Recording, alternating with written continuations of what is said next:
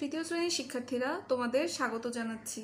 আজকে আমাদের ভিডিওর টপিক তোমাদের অর্ধবার্ষিকের মানসাঙ্কের শীট। তো মানসাঙ্কর শীট তোমরা অলরেডি পেয়ে গিয়েছো এবং মানসাঙ্কের বিষয়গুলো তোমরা আশা করি দেখে ফেলেছো। মানসাঙ্কের সমস্ত টপিকই করানো হয়েছে, কিন্তু তারপরেও তোমরা খেয়াল করলে দেখবে তোমাদের প্রশ্নের পাশে আমি উত্তরগুলো লিখে দিয়েছি, কিন্তু এটাকে আমার সলভ করে এখনও দেওয়া হয়নি। আজকে এই ভিডিওতে আমি তোমাদের প্রত্যেকটি অঙ্ক, এখানে মানসাঙ্কের 30টা অঙ্ক আছে, এই 30টা অঙ্ককে সলভ করে একটা একটা করে আমি দেখাবো। তো আমার সাথেই থাকো এবং প্রত্যেকটা অঙ্ককে খুব ভালো করে বুঝে নাও মানসাঙ্কগুলোকে, কারণ এই মানসাঙ্কর যে সংখ্যাগুলো আছে এই সংখ্যাগুলো পরীক্ষার সময় তোমাদের একটু চেঞ্জ করে থাকবে, কিন্তু প্যাটার্নটা একই থাকবে। তাই তোমরা প্রত্যেকটা অঙ্ক আমার সাথে সাথে বুঝে নাও, ভালো করে দেখে নাও। তো তোমরা সবাই শীটটা নিয়ে বসে পড়ো। তোমাদের শীটের 1 নম্বর অঙ্কটা দিয়ে আমি এখন আজকের মানসাঙ্কটা শুরু করছি। 1 নম্বর অঙ্কে দেখো বলেছে মানসাঙ্কে একে বলেছে 39 শতকে কত হয়। তো 1 নম্বরটা আমি লিখছি 39 শতক। তো 39 সেটা আমরা বুঝতেই পারছি, আর শতক মানে আমরা জানি যে শত বা 100। 39 শতক বলতে 39কে 100 দিয়ে আমাকে গুণ করতে হবে, তাহলেই আমি জেনে যাব যে 39 শতকে কত হয়। তো এটা তোমরা যখন তোমাদের পরীক্ষায় আসবে তখন তোমরা তোমাদের খাতার ডান পাশে রাফ করে এই টপিকটা বের করবে। পরীক্ষার সময় তো আর 39 থাকবে না, হয়তো চেঞ্জ করে থাকবে। যদি পরীক্ষায় আসে তাহলে 39 শতকে কত হয় বা এরকম যদি কোনো অঙ্ক থাকে তাহলে তোমরা এই প্যাটার্নটা ইউজ করবে। আমি রাফে তোমরা কিভাবে করবে সেই জিনিসগুলোই একটা একটা করে সলভ করে দেব, তাই তোমরা এটা খেয়াল করে দেখো যে কিভাবে অঙ্কগুলোকে সলভ করতে হবে। তো এখানে 1 নম্বরে 39 শতক ছিল কথাটা, তাই আমি 39 লিখেছি, গুণ দিয়ে শতক হিসেবে 100 লিখেছি। তাহলে আমি 100-র সাথে 39কে গুণ করব, তাহলেই আমি আমার উত্তরটা পেয়ে যাব। তাহলে এটা আমি পাশাপাশি লিখেছি, আমি এটাকে গুণ করার জন্য নিচে নিচে লিখব, উপরে 100 আর নিচে 39। 9 দিয়ে আমি প্রথমে গুণ করব, 9-এর সাথে 0কে গুণ করলে 0ই হবে, আবার 0কে গুণ করলে 0ই হবে, 9-1-কে 9 হবে। গুণের বিষয়টা তোমাদের আর বোঝানোর দরকার নেই, কারণ তোমরা অলরেডি গুণ পারো। 3 দিয়ে এখন গুণ করব, 3 দিয়ে 3-এ 0 0ই হবে, 3-এ 0 0ই হবে, 3-1-কে 3 হবে। এখন আমাদের পরের কাজ যোগ করা, 0 0 9 3। দেখো তোমাদের একের অ্যান্সার লেখা আছে 3900, আর আমিও এখন গুণ করে পেয়ে গিয়েছি 3900। তো আশা করছি 1 নম্বর অঙ্কটা তোমরা বুঝতে পেরেছো। এই প্যাটার্নের যে অঙ্কগুলো আসবে, যদি শতক থাকে, দশক থাকে বা হাজার থাকে, এইখানে 100-র জায়গায় সংখ্যাটা চেঞ্জ হবে।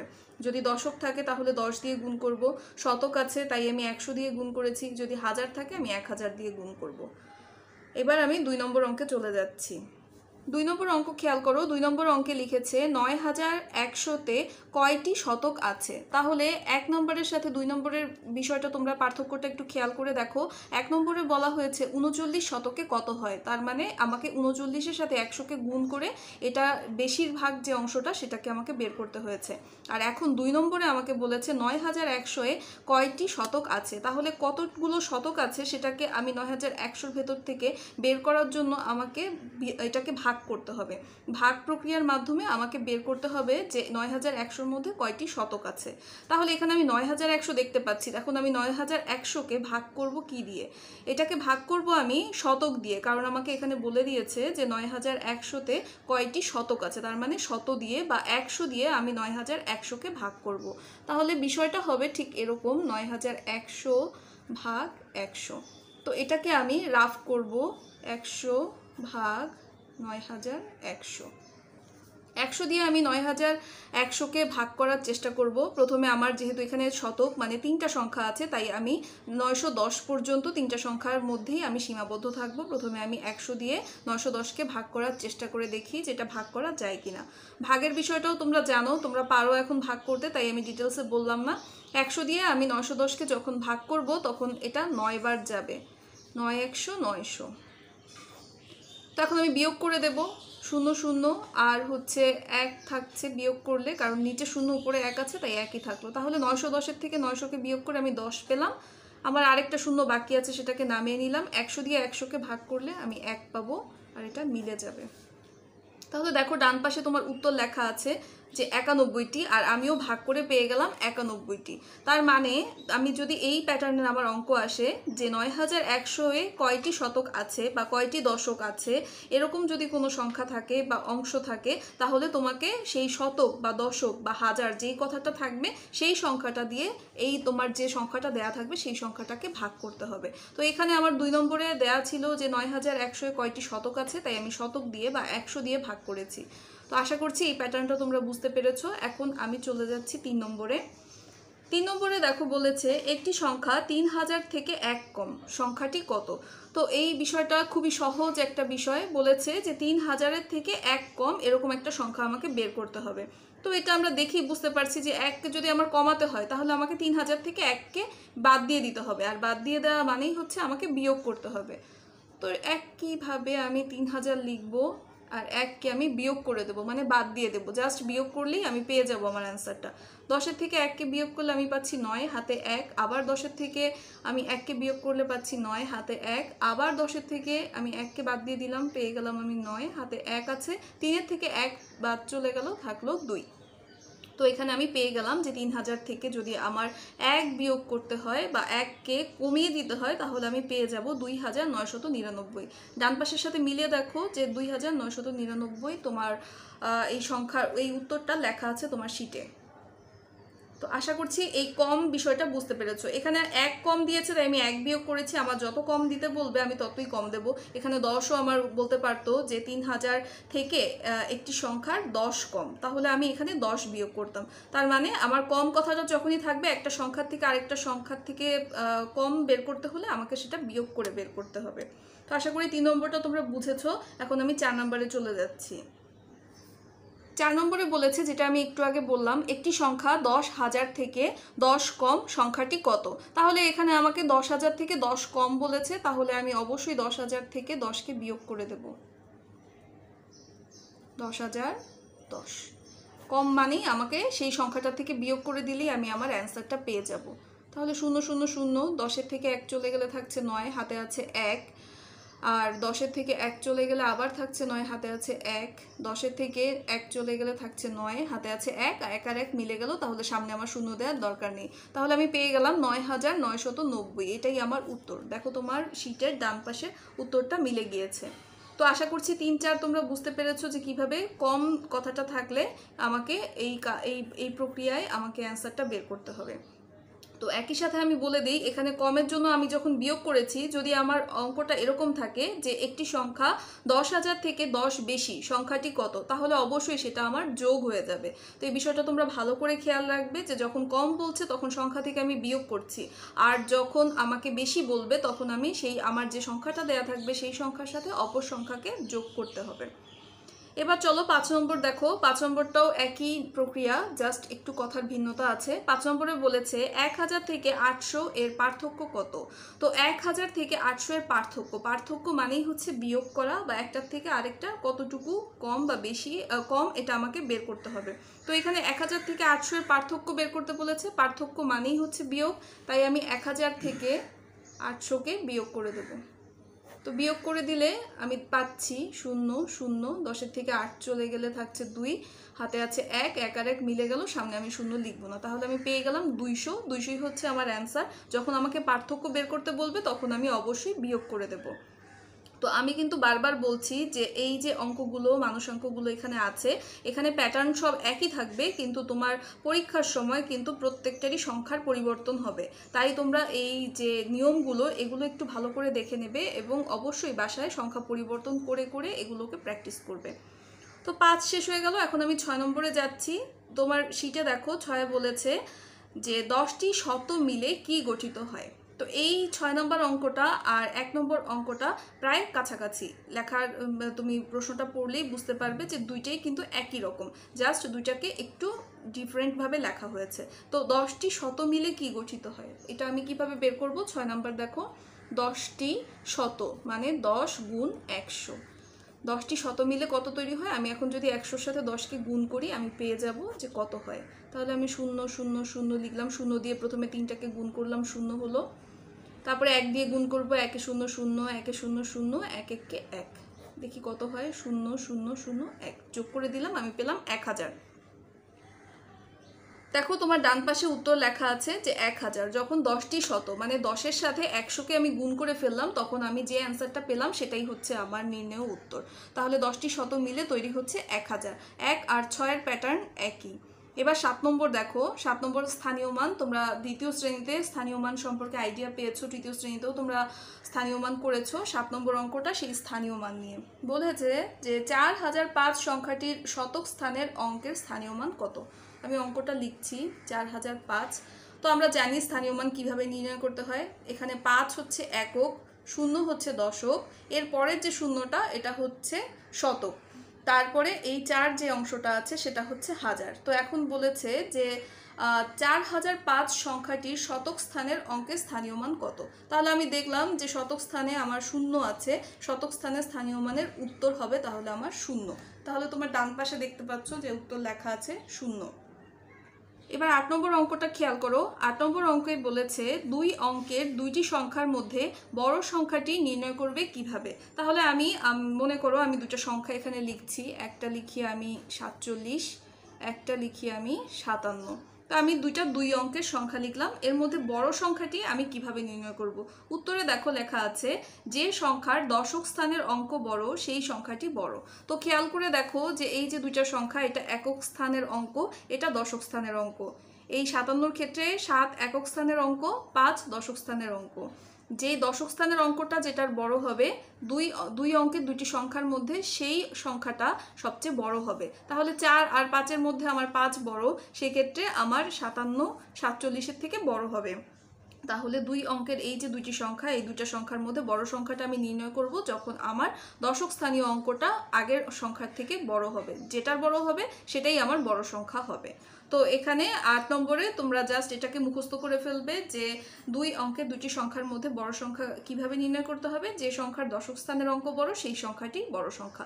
এটা আমি তোমাদের জাস্ট বোঝানোর জন্য এই 2টা সংখ্যা দিয়ে এই ব্যবহার করেছি। 9 নম্বর দেখো, 9 নম্বরে বলেছে 1600 এর ক্রমবাচক সংখ্যাটি কথায় লেখো। তো এখন তোমাদের অর্ধবার্ষিকের টপিক অনেক থাকার কারণে আমি তোমাদের ক্রমবাচক সংখ্যাগুলোকে বাদ দিয়েছিলাম। তোমরা দ্বিতীয় শ্রেণীতে 1 থেকে 10 পর্যন্ত মানে প্রথম থেকে দশম পর্যন্ত ক্রমবাচক সংখ্যা শিখেছো। আর এখানে একাদশ থেকে 20 পর্যন্ত তোমার ক্রমবাচক সংখ্যা তৃতীয় শ্রেণীতে আছে, তোমাদের বইতে আছে। সেখান থেকেই একটা সংখ্যা এখানে দেওয়া হয়েছে 1600। তো এটা যদি তুমি ক্রমবাচক সংখ্যা তোমার বইয়ে খেয়াল করো তাহলে তুমি দেখবে যে ক্রমবাচক সংখ্যার একদম একাদশ থেকে শুরু করে 20 পর্যন্ত দেওয়া আছে। তারই এটা এখানে দেওয়া হয়েছে যে 1600, যেটাকে বলা হয় ষোড়শ। তো এটা তোমরা বইয়ের প্যাটার্ন খেয়াল করলে এটা তোমরা পেরে যাবে। আর এটা আমি বাদ দিয়েছিলাম, কিন্তু মানসাঙ্কের জন্য, মানসাঙ্কে যেহেতু তোমাদের বিভিন্ন টপিকগুলোকে আমি একসাথে করার চেষ্টা করেছি, সে কারণে মানসাঙ্কের ক্ষেত্রে আমি এই টপিকটা রেখেছি। তোমরা বইয়ের শুরুতেই এটা ক্রমবাচক সংখ্যাটা পেয়ে যাবে। তো এখানে ষোড়শ দেওয়া হয়েছে, এখানে একাদশ, দ্বাদশ, ত্রয়োদশ, মানে 1100, 1200, 1300 এগুলোও থাকতে পারে। তো এটা জাস্ট মুখস্থ করে ফেলার বিষয়, এটাকে ডিটেলসে বলার কিছু নেই। এবার যাচ্ছি 10 নম্বরে। 10 নম্বরটা তোমরা আগে থেকেই জানো, ছোটবেলা থেকেই জানো, কোনো সংখ্যাকে 0 দিয়ে গুণ করলে গুণফল কত হবে। এটা আমরা নিজেরাও যখন ক্লাস 3-তে অঙ্কগুলো করছি, গুণ অঙ্ক করছি, তখনও কিন্তু আমরা দেখতে পেয়েছি যে কোনো সংখ্যাকে যখন আমি 0 দিয়ে গুণ করি তখন গুণফলটা কিন্তু 0ই হয়। তো সেটাই এখানে উত্তর হিসেবে আছে, ডান পাশে দেখতে পাচ্ছ যে উত্তর 0 লেখা আছে। 11 নম্বর, 11তে দেখো লেখা হয়েছে 1/10 গুণ 1/10 সমান কত। তো এটা খুবই সহজ একটা বিষয়। 11 নম্বরটা 1/10 মানে হচ্ছে 10, আর আবার লেখা হয়েছে 1/10 মানে 10, মানে দশক দশক। 1/10 গুণ 1/10 সমান কত হবে। 10 আর 10কে যদি আমি গুণ করি, এখানে আমার গুণ করারও দরকার নেই, আমি 10-এর নামটা যদি পড়ি 10 10 100, তাহলে 1/10 গুণ 1/10 সমান 100। তুমি সরাসরি উত্তর লিখে ফেলতে পারো, অথবা যদি কোনো কারণে মনে হয় যে না আমাকে এটা সলভ করে নিতে হবে, তুমি ডান পাশের রাফে ঠিক এই একইভাবে লিখে তুমি এই অঙ্কটা করে ফেলতে পারো। 12 নম্বর দেখো, 12 নম্বরে বলেছে 5 হালি সমান কতটি। তো এটা একটা অঙ্ক দেওয়া হয়েছে, গুণের অঙ্ক, যেটা তোমরা সহজেই পারবে। 12 নম্বর অঙ্কটা আমরা জানি যে 1 হালি সমান হচ্ছে 4টি। তো এটা আমার ডিটেলসে লেখার দরকার নেই, তুমি এটা জাস্ট মাথায় রাখো যে 1 হালি সমান 4টি। এটা আমরা জানি যে 4টি সমান হচ্ছে 1 হালি। তাহলে 5 হালি সমান কত হবে। তাহলে 5 হালিতে যা হবে 5-এর সাথে আমার 4কে গুণ করতে হবে। সুতরাং 5 হালি সমান সমান 5 গুণ 4টি। তাহলে আমি এখানে নামটা পড়ে ফেলি, 4 5 20টি উত্তর হয়ে গেল যে আমার 5 হালি সমান 20টি। তো এটা তোমার খেয়াল রাখতে হবে যে এক হালিতে যে 4টা, এটা তোমাকে সাথে সাথে মনে রাখতে হবে, না হলে কিন্তু অঙ্কের শুরুতেই তুমি বুঝতে পারবে না যে আমি কিভাবে 5 হালিতে কয়টি আমার 5 হালিতে আমার কয়টি হতে পারে সেটা তুমি কিন্তু বের করতে পারবে না। তো সেই হিসেবে 1 হালি সমান 4টি কথাটা মাথায় রাখলেই 5 হালি সমান কতটি সেটা তুমি গুণ করে সহজেই বের করে ফেলতে পারবে। প্রক্রিয়াটা হচ্ছে গুণ, এটা বলাই আমার উদ্দেশ্য। আচ্ছা, এবার 13 নম্বর দেখো। 13 নম্বরে একটা গুণ দেওয়া হয়েছে। 13 নম্বরে আমি লিখেছি 695 গুণ 5 সমান কত। তো এখানে 13 নম্বরটা আমার আর করে দেওয়ার দরকার নেই, কারণ তোমরা এখন গুণ করতে পারো। তো এরকম বিভিন্ন ধরনের গুণ থাকতে পারে, জাস্ট থাকতে পারে সেই প্যাটার্নের কথা মাথায় রেখেই এই শীটের মধ্যে 695 গুণ 5 এই অঙ্কটা দেওয়া হয়েছে। তো এটা আমি আর ডিটেলসে করে দিলাম না, কারণ গুণ তোমরা পারো। 695 নিচে 5কে দিয়ে জাস্ট এটাকে গুণ করে ফেললেই তুমি আনসারটা পেয়ে যাবে। তো পরীক্ষার সময় অবশ্যই এখানে অঙ্কের সংখ্যা পরিবর্তন থাকবে। আমি চলে যাচ্ছি 14 নম্বরে। 14 নম্বরে বলেছে একটি ডিমের দাম 8 টাকা হলে 1 ডজন ডিমের দাম কত। তো এটাও দেখো, এটা খুব সহজ একটা অঙ্ক, যে একটা ডিমের দাম দেওয়া আছে 8 টাকা, এটাও আমাকে গুণ অঙ্ক করতে হবে। 1 ডজন ডিমের দাম কত। তো 1 ডজন ডিমে যে 12টি থাকে, এটা আমরা জানি যে 1 ডজন সমান 12টি। তাহলে একটি ডিমের দাম যদি 8 টাকা হয়, তাহলে 12টি ডিমের দাম আরও বেশি হবে, তাহলে অবশ্যই এটা গুণ হবে। তাহলে কার সাথে কাকে গুণ করব? আমি 12-র সাথে 8কে গুণ করব। 12 গুণ 8, এখানে 8 12 96টি। এক্ষেত্রে তোমাকে মনে রাখতে হবে যে 1 ডজন সমান 12টি, এটা ভুলে গেলে হবে না। তো 1 ডজন সমান যদি 12টি হয়, তাহলে আমি 8 ডজন ডিমের দাম সহজেই কিন্তু আমি গুণ করে বের করে ফেলতে পারবো। তো এটা মাথায় রাখবে যে আমি 12 নম্বর অঙ্কে কিন্তু 1 হালি সমান 4টি, এটা মনে রাখতে বলেছি। আর যখন ডজনের ক্ষেত্রে এসেছে তখনও কিন্তু 1 ডজন সমান 12টি, এটাও তোমাদের মাথায় রাখতে হবে। তাহলে খুব দ্রুত তুমি অঙ্কটা পেরে যাবে। তো এটা গেল 14 নম্বর। এরপরে দেখো 15 নম্বরে কি বলেছে। 15তে বলেছে 2 অঙ্কের সর্বোচ্চ জোড় সংখ্যা কত।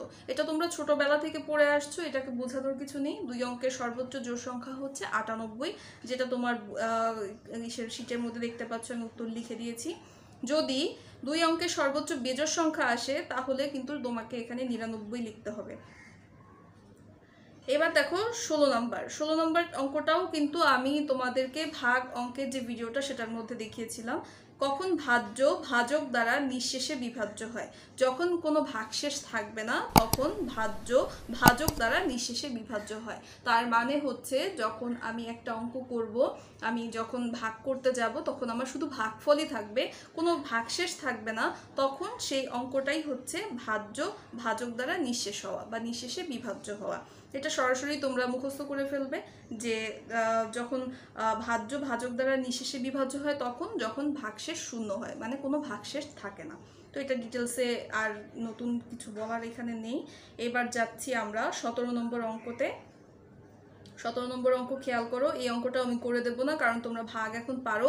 188কে আমি 2 দিয়ে ভাগ করতে হবে, এটা দিয়েছি। তো এখানে যে কোনো সংখ্যাই আমি দিতে পারি, জাস্ট ভাগ প্রক্রিয়াটা তোমরা জানো। ভাগ প্রক্রিয়ার সাহায্যে তোমরা 2 দিয়ে 188কে ভাগ করলেই উত্তরটা পেয়ে যাবে 94। এবার দেখো 18 নম্বর। 18 নম্বরে বলা হয়েছে 649 ভাগ 5 এর ক্ষেত্রে ভাগশেষ কত। তো এখানে আমাকে 649কে 5 দিয়ে ভাগ করে দেখতে হবে যে ভাগশেষ কত পাওয়া যায়। তার মানে হচ্ছে, এখানে যে কোনো একটা অঙ্ক এরকম ভাগ থাকবে যে যেখানে অ্যান্সারের শেষে আমার একটা ভাগশেষ পাওয়া যাবে। তাহলে আমি এই অঙ্কটা একটু করে দেখি যে আমি ডান পাশে যে উত্তর 4 লিখেছি, আমি সত্যিই ভাগশেষে 4 পাই কিনা। এটাকে আমি সরাসরি লিখছি যেরকম আছে, 649 ভাগ 5, ভাগ করে দেখি। 5 দিয়ে 6কে ভাগ করছি, একবার যাচ্ছে 5, হাতে 6 থেকে 5 বিয়োগ করলে পাচ্ছি আমি 1, 4 নামিয়ে নিলাম। 5 দিয়ে যদি 14কে ভাগ করি আমি পাবো 2, 5 দুগুণে 10। এখানে আমি যদি 14 থেকে 10 বিয়োগ করি, তাহলে আমি পাচ্ছি 4, আর এখান থেকে নেমে আসছে 9। 5 দিয়ে যদি 49কে আমি ভাগ করি, তাহলে আমি পাবো 9, 5 নং 45, 9 থেকে আমি যদি 5কে বিয়োগ করি তাহলে আমি পাচ্ছি 4। তাহলে এখানে আমার যে কথাটা বলেছিল যে 649 ভাগ 5 এর ক্ষেত্রে ভাগশেষ কত, দেখো আমি ভাগশেষ পেয়ে গিয়েছি 4, তাহলে আমার উত্তরটা হয়েছে। তাহলে এরকমই কিছু একটা অঙ্ক থাকবে যেটার থেকে আমি একটা ভাগশেষ পাবো, এই অঙ্কটা তাহলে আমাকে রাফে করে আমাকে ভাগশেষটা বের করতে হবে যদি পরীক্ষায় এরকম অঙ্ক আসে। এবার দেখো 19 নম্বর। 19 নম্বরে বলা হয়েছে গুণের বিপরীত প্রক্রিয়া কি। আমরা এটা জানি যে যোগের বিপরীত প্রক্রিয়া বিয়োগ আর গুণের বিপরীত প্রক্রিয়া হচ্ছে ভাগ। তো এটা গুণের বিপরীত প্রক্রিয়া কি লেখা হয়েছে, যেটার উত্তর হচ্ছে ভাগ। যোগের বিপরীত প্রক্রিয়াও আসতে পারে, তাহলে উত্তর হয়ে যাবে বিয়োগ। এরপর 20 নম্বর দেখো বলেছে যে সংখ্যা দিয়ে ভাগ করা হয় তাকে কি বলে, তাকে বলে ভাজক। এটাও কিন্তু আমরা ভাগের অঙ্কের সময় জেনে গিয়েছি যে যেই সংখ্যাটা দিয়ে, দেখো 18 নম্বরে যে 5 দিয়ে আমাকে ভাগ করতে হয়েছে 649কে, তাহলে 5 হচ্ছে আমার ভাজক। 21 নম্বর দেখো, 21 নম্বরে বলেছে 10 টাকার 20টি নোট সমান কত টাকা। এই 21 নম্বরটা খেয়াল করো, 21 নম্বরটা তোমাদের একদম শীটের শুরুতে 1 আর 6 আমি যে নম্বরের যে প্রক্রিয়ায় করেছি, 21 নম্বরের অঙ্কগুলো বা 21 থেকে যে অঙ্কগুলো আছে সেগুলো প্রায় একই নিয়মে। তো এখানে বলা হয়েছে যে 10 টাকার 20টি নোট সমান কত টাকা। তো এটাকে করার জন্য আমাকে অবশ্যই গুণ করতে হবে, অবশ্যই আমি 10 আর 20কে গুণ করব। তো এখানে 21 নম্বর আমি পাশেই লিখছি 10 গুণ 20। 10 আর 20কে আমি যদি গুণ করি তাহলে দেখি কত হয়। 0 দিয়ে গুণ করলাম 0 0, 2 দিয়ে গুণ করছি 2 এ 0 0, 2 দিয়ে 1কে গুণ করছি 2 1কে 2, যোগ করলে হচ্ছে 0 0 2, তাহলে আমি পেয়ে গেলাম 200। তাহলে দেখো উত্তর তোমার মিলে গিয়েছে যে 10 টাকার 20টি নোট সমান 200 টাকা। তো এইভাবেই যখন এরকম তোমার প্যাটার্ন থাকবে যে 10 টাকার 20টি নোট সমান কত টাকা বা 10 টাকার 30টি নোট সমান কত টাকা, তখন তোমাকে সেটাকে গুণ করে বের করতে হবে। আশা করি তোমরা 21 নম্বরটা বুঝতে পেরেছো। এবার 22 নম্বরটা দেখো, একই নিয়ম। 22-এ বলেছে 20 টাকার 5টি নোট সমান কত টাকা। তাহলে এখানেও কত টাকা সেটা আমাকে বের করতে হলে অবশ্যই আমাকে গুণ করতে হবে। তাহলে 22 নম্বরটাও আমি একইভাবেই লিখবো যে 20 গুণ 5 সমান সমান, তো 20-এর নামটা পর্যন্ত আমরা এখনো পড়িনি, কিন্তু আমরা চাইলেই কিন্তু এখানে মুখে মুখে অঙ্কটা করে ফেলতে পারি। তারপরে আমি নিচে দেখিয়ে দিচ্ছি 5 0 0, 5 দুগুণে 10, 20 টাকার 5টি নোট সমান হচ্ছে 100 টাকা। তো এটাও আমাকে গুণ করেই বের করতে হচ্ছে, এটা আমি গুণ করে বের করলাম 21 22। এবার দেখো 23 নম্বরটাও সেম। 23 নম্বরে বলা হয়েছে 50 টাকার 10টি নোট সমান কত টাকা। তো এটাও সেই একইভাবে 50 গুণ 10 হবে, কত টাকা হবে এটা বের করতে বললেই আমাকে গুণ করে বের করতে হবে। একইভাবে 0 দিয়ে 2টাকে গুণ করলে 0 0ই হচ্ছে। এরপরে আমি 1 দিয়ে গুণ করি 1 এ 0 0, 5 একে 5, 0 0 5, 500। তাহলে আমি পেয়ে গেলাম যে 50 টাকার 10টি নোট সমান 500 টাকা। এবার দেখো 24 নম্বর। 24 নম্বরও সেম, 1 টাকার 100টি নোট সমান কত টাকা। তাহলে অবশ্যই 100 আর 1কে আমার গুণ করতে হবে। 100 1 গুণ 100 হলে 101কে 100ই হবে, মানে হচ্ছে 1 টাকার 100টি নোট সমান 100 টাকা হবে। 25 এবং 26 এই দুইটা এই পর্যন্ত কত টাকা আমাকে যখন বের করতে হচ্ছে তখন আমাকে সংখ্যাগুলোকে পরস্পর গুণ করতে হচ্ছে। তোমরা এই বিষয়টা খুব ভালো করে খেয়াল করবে, অঙ্কটা খুব ভালো করে দেখো, তাহলেই তোমরা বুঝতে পারবে যে কখন আমি গুণ করছি কখন আমি ভাগ করছি। তো 21 থেকে 26 পর্যন্ত সবগুলোই আমাকে কত টাকা এই জিনিসটা বের করতে হয়েছে, এই কারণে আমি সবগুলোই গুণ করছি। 25 আর 26 নম্বর অঙ্কটা ঠিক তোমাদের 21 আর 22 নম্বরের মতো, এই কারণে আমি আর এখন তোমাদের 25 আর 26 নম্বরটা করে দিচ্ছি না, সরাসরি 27 নম্বরে চলে যাচ্ছি। 27 নম্বরে দেখো বলেছে 20 টাকার কতটি নোট সমান 100 টাকা। তো এখন দেখো এখানে কিন্তু আমাকে কত টাকা এই কথাটা বলেনি, আমাকে কতটি নোট সেটা বের করতে বলা হয়েছে। তাহলে এখানে নোটের সংখ্যা অবশ্যই কম হবে টাকার তুলনায়। তাহলে সেটাকে আমি বের করব কিভাবে, সেটাকে আমি বের করব অবশ্যই ভাগ করে। তো এখানে আমাকে বলেছে 20 টাকার কতটি নোট সমান 100 টাকা। তাহলে আমাকে 20 দিয়ে 100কে ভাগ করলেই আমার অ্যান্সারটা পেয়ে যাব। আমি 27 নম্বর লিখছি, ভাগ 100। 20 দিয়ে আমি যদি 100কে ভাগ করি, 20-এর নামটা 5 বার পড়লেই আমি 5 20-এ 100 পেয়ে যাব। তাহলে 5টি নোট, উত্তর দেখো ডান পাশে মিলে গিয়েছে যে 20 টাকার 5টি নোট সমান 100 টাকা।